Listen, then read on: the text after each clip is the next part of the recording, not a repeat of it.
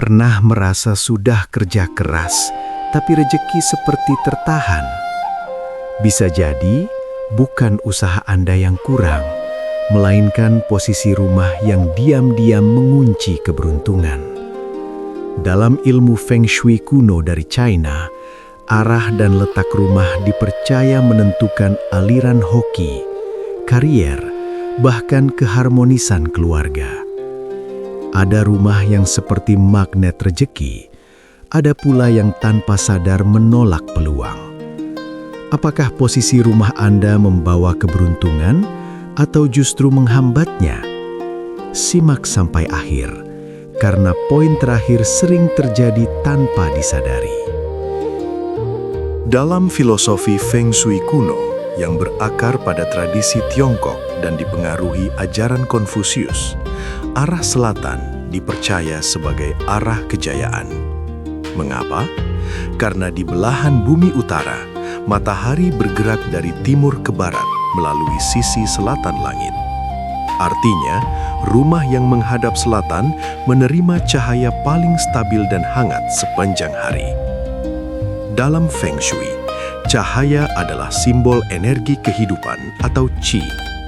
Rumah yang terang dipercaya memperlancar rezeki, reputasi, dan keharmonisan keluarga. Arah selatan juga dikaitkan dengan elemen api, melambangkan semangat, nama baik, dan pengakuan sosial. Secara psikologis, rumah yang cukup cahaya membuat penghuninya lebih optimis dan produktif. Tidak heran, banyak bangunan kerajaan dan istana kuno Tiongkok dibangun menghadap selatan sebagai simbol kekuasaan dan kemakmuran. Namun, ada catatan penting. Jika bagian depan rumah terlalu panas atau gersang, tanpa penyeimbang seperti taman hijau atau elemen air kecil, energi api bisa menjadi berlebihan. Akibatnya, penghuni menjadi mudah emosi atau boros. Kunci harmoninya adalah keseimbangan. Tambahkan tanaman hijau atau warna netral di fasad rumah. Pastikan pintu utama bersih dan terang. Dalam Feng Shui, pintu adalah mulut Qi, tempat masuknya keberuntungan. Rumah menghadap selatan bukan hanya soal arah mata angin. Ia adalah simbol keterbukaan terhadap peluang, kesiapan menerima cahaya, dan keberanian menampilkan diri pada dunia. Banyak orang menghindari rumah di ujung jalan buntu. Dalam Feng Shui, posisi ini sering disebut menerima energi yang menabrak langsung ke rumah, terutama jika berada tepat di garis lurus jalan. Namun, tidak selalu buruk. Jika rumah berada di ujung jalan melengkung yang lembut, justru dipercaya energi Qi berkumpul dan mengendap di depan rumah. Ini bisa menjadi simbol rezeki yang tidak mudah keluar. Masalah muncul jika jalan lurus panjang mengarah langsung ke pintu. Energi dianggap terlalu tajam dan agresif. Dalam konsep klasik yang berkembang sejak era dinasti Han di wilayah Cina, kondisi ini disebut sebagai Sha Qi atau energi panah beracun. Solusinya, gunakan pagar rendah, tanaman rimbun, atau kolam kecil untuk melembatkan aliran energi. Energi yang terlalu cepat perlu dilembutkan agar berubah menjadi keberuntungan stabil. Keuntungan lain rumah di ujung jalan adalah privasi dan ketenangan. Dalam kehidupan modern, ini berarti minim kebisingan dan lebih aman bagi anak-anak. Jadi, apakah rumah di ujung jalan membawa hoki? Jawabannya tergantung bagaimana Anda menatanya. Dalam Feng Shui, tidak ada posisi mutlak buruk. Yang ada hanyalah energi yang perlu diseimbangkan. Dalam Feng Shui, air adalah simbol kekayaan. Tidak heran, rumah yang menghadap sungai, danau, atau laut sering dianggap membawa hoki besar. Air melambangkan aliran rezeki. Jika alirannya tenang dan bersih, dipercaya keberuntungan datang stabil dan berkelanjutan. Namun jika air mengalir deras atau kotor, energi bisa menjadi tidak stabil. Kota-kota besar seperti Hong Kong banyak menerapkan prinsip ini dalam tata bangunan modernnya. Banyak gedung tinggi sengaja menghadap pelabuhan atau laut untuk menarik simbol kelimpahan. Namun, ada aturan penting. Posisi air idealnya berada di depan rumah, bukan di belakang. Air di belakang dipercaya membuat dukungan finansial tidak stabil. Jika tidak memiliki pemandangan air alami, Anda bisa menciptakan elemen air buatan seperti kolam ikan kecil atau air mancur di halaman depan. Pastikan air selalu bersih dan bergerak lembut. Air yang tepat di depan rumah adalah simbol peluang yang terus mengalir. Tapi ingat, aliran yang terlalu deras tanpa kendali bisa menjadi pemborosan.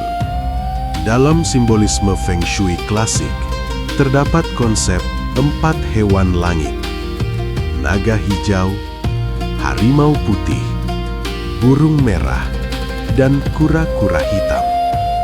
Konsep ini berkembang dalam literatur klasik seperti I Ching.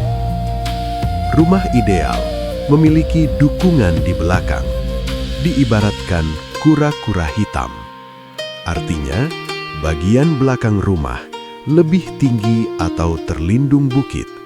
Ini melambangkan stabilitas karir dan perlindungan hidup. Sementara, bagian depan sebaiknya lebih terbuka dan rendah, memberi ruang bagi energi dan peluang masuk. Jika rumah Anda berada di tanah yang lebih tinggi dibanding jalan depan, ini dianggap posisi kuat. Secara simbolis, penghuni berada dalam posisi mengendalikan situasi. Namun, jika rumah terlalu tinggi dan curam, energi bisa terasa terisolasi. Solusinya adalah membuat akses tangga yang nyaman dan penerangan cukup. Rumah dengan dukungan alami di belakang sering dianggap membawa hoki jangka panjang karena stabilitas adalah fondasi rezeki. Rumah di pertigaan atau perempatan sering dianggap beresiko dalam Feng Shui karena menerima energi dari berbagai arah sekaligus. Jika tidak seimbang, energi menjadi kacau dan sulit terkendali. Namun, dari sudut pandang lain, posisi ini adalah simbol peluang luas. Banyak bisnis sukses memilih lokasi sudut karena mudah terlihat. Dalam praktek modern di kota-kota seperti Singapura, posisi sudut sering dimanfaatkan untuk daya tarik komersial tinggi. Jika rumah berada tepat di tusukan jalan, T-junction, diperlukan penyeimbang seperti pagar, tanaman, atau elemen batu besar untuk meredam energi langsung. Kuncinya adalah kontrol. Energi dari berbagai arah bisa menjadi rezeki besar jika dikelola dengan desain yang tepat. Feng Shui bukan sekedar mitos, melainkan seni membaca lingkungan. Rumah hanyalah potensi. Hoki sejati lahir dari keseimbangan antara arah, tata ruang, dan sikap hidup penghuninya. Pada akhirnya, posisi rumah hanyalah pintu. Hoki sejati tetap bergantung pada usaha, niat baik, dan keseimbangan hidup. Feng Shui bukan tentang tahayul, melainkan tentang membaca energi lingkungan agar selaras dengan langkah kita. Jika rumah Anda belum ideal, jangan khawatir. Selalu ada cara menyeimbangkannya. Karena keberuntungan bukan soal kebetulan, tapi tentang bagaimana kita menata ruang dan diri sendiri. Pertanyaannya sekarang, sudahkah rumah Anda menjadi magnet rezeki? Rumah bukan sekedar tempat berteduh. Ia menyerap emosi, doa, dan harapan penghuninya. Saat kita menjaga kebersihan, keseimbangan, dan keharmonisan rumah, sesungguhnya kita sedang membuka jalan bagi energi positif masuk ke kehidupan. Feng Shui mengajarkan satu hal sederhana. Lingkungan yang baik akan membentuk nasib yang baik. Jika Anda ingin terus belajar rahasia rumah pembawa hoki, energi keberuntungan, dan filosofi kuno penuh makna, jangan lupa subscribe dan aktifkan notifikasi. Karena siapa tahu, video berikutnya adalah kunci rezeki Anda.